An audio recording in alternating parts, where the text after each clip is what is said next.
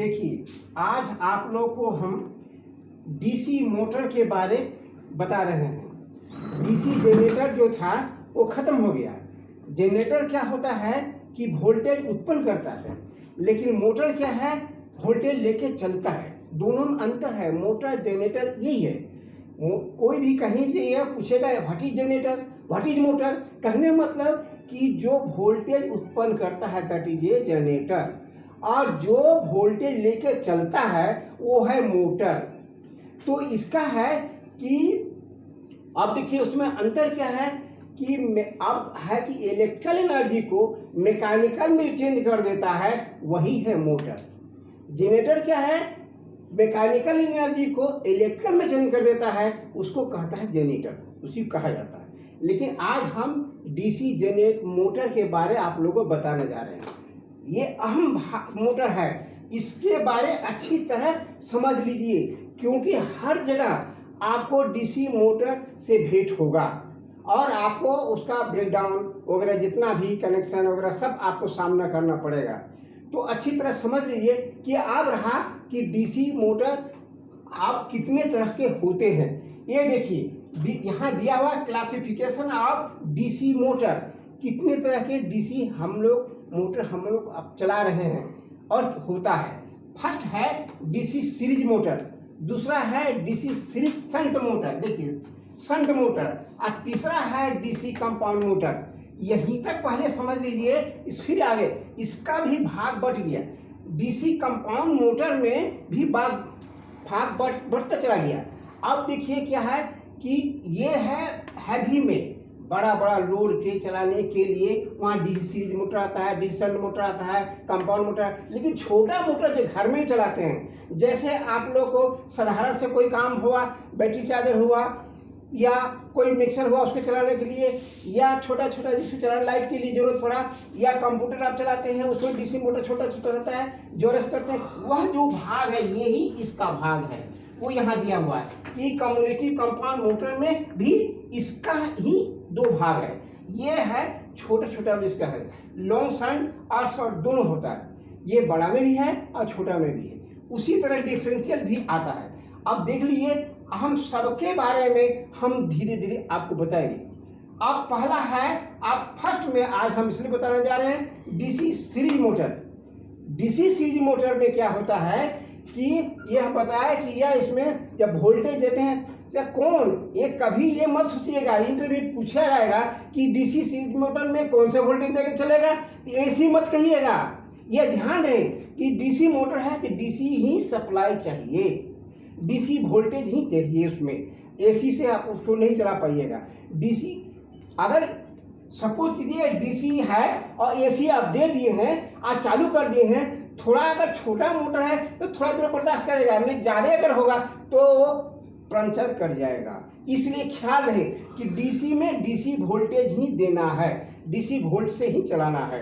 अब आइए कि डीसी सीरीज मोटर में क्या है, इसका एक अभी आज इतना मोटा मोटी समझ आइए कि डीसी सीरीज मोटर में जैसे आप डीसी सीरीज जनरेटर पढ़े थे, जस्ट वही सब फंक्शन उसी तरह का है, लेकिन केवल अंतर है लेना और देना। ये है लेता है, देता नहीं है, मतलब वोल्टेज लेके चलता है। जनरेटर क्या है, देता है, वो लेता नहीं है, यही अंतर है। अब देखिए इसमें क्या है, ये डीसी सीरीज में जैसे आप जनरेटर पढ़े थे कि उसमें एक आर्मेचर होता है, इसके बाद उसमें एक फील्ड कॉइल होता है और उसी के लोड से अनुसार चलता है। जैसे देखिए थोड़ा सा हम यहाँ हम इसको अब मिटा देते हैं, आप बाकी जो है अब नोट कर ली दूसरे दिन। इसके बारे में इसमें हम बताने जा रहे हैं कि कैसे क्या वो फंक्शन करता है डीसी सीरीज मोटर में और सेम कैसे होता है। देखिए जनरेटर में क्या है कि किसी के चलाया जाता है, आर्मेचर को घुमाते हैं हम लोग। मोटर में क्या है, डीसी सप्लाई देते हैं तो फील्ड में इलेक्ट्रोमोटिव फोर्स उत्पन्न होता है आर्मेचर में और वो मोटर चलने लगता है। तो वो ये है कि डीसी सप्लाई देना पड़ता है। जनरेटर में आउट होता था, वही डीसी यहाँ आपका काम आएगा। ये देखिए ये आर्मेचर यहाँ इस तरह से जो आर्मेचर है डीसी सीरीज जनरेटर जो है, डीसी जो है मोटर है, ये देखिए यहाँ से कार्बन से यहाँ, ये जो इसमें एक फील्ड कॉइल जो रहता है वो इस तरह से। अब देखिए ये आर्मेचर है, ये कार्बन है, ये कार्बन है, ये सीरीज फील्ड है, यही है कॉइल है। इसमें अंतर इतना ही है कि यह जो है आर्मेचर का फील्ड जो है सीरीज कॉइल, इसके सीरीज में कनेक्शन होता है, कभी भी पैरेलल में नहीं होता। चाहे बड़ा हो मोटर या छोटा हो, सीरीज मोटर हर समय उसको सीरीज में ही होगा। अब देखिए दूसरा टर्म क्या है, तो इसका कि यह जो है मोटा तार होता है और कम टर्म होता है। अब यही अंतर है उसमें डीसी में आइस में। अब आप समझ जाइए कि कैसे हम इसको हम पहचान लेंगे। एक मिनट, हेलो। अब देखिए हम ये कम टर्म का होता है और मोटा तार होता है। अब देखिए इसमें क्या है कि यह जो है जब भी इसका कनेक्शन होता है तो आर्मेचर का सीरीज में होता है। जब हम इसको हम वोल्टेज देते हैं, जैसे ये समझिए, हर समय ये दिमाग में रखना पड़ेगा कि ये कनेक्शन कैसे होगा, और इसे ध्यान में नहीं रहेगा। अगर इसको आप कहीं का पैरेलल कर देंगे तो देखिए होता जाएगा शंट की तरह, लेकिन क्या है ये पतला है, ये मोटा तार है, शंट में पतला होता है, ये डिफर है, तो थोड़ा सा डिफेक्ट पड़ेगा। ये इसलिए कभी भी नहीं, जब भी इसको करना है सीरीज में ही कनेक्शन करना है।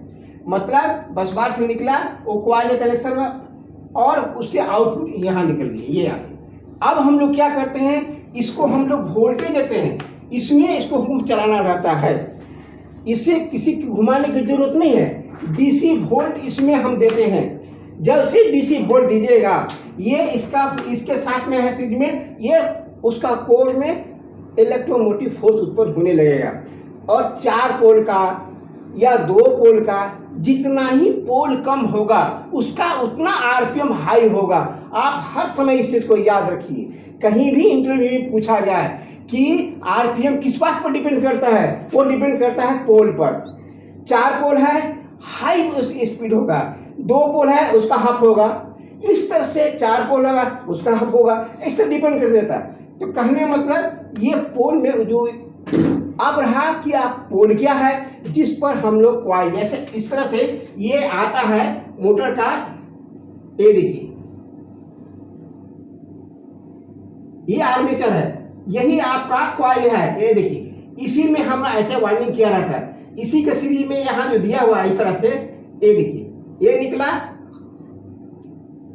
देखिए यहाँ से इसके साथ में कॉइल है, यहाँ ये आके इसमें फिर ऐसे इसमें ऐसे करते हुए सीरीज में ऐसे होके ये बाहर आता है, यहाँ निकल गया, और इस तरह से ये सीरीज कॉइल का एक यहाँ निकल गया, ये कार्बन का जो है ये यहाँ से ऐसे, ये ऐसे निकल गया।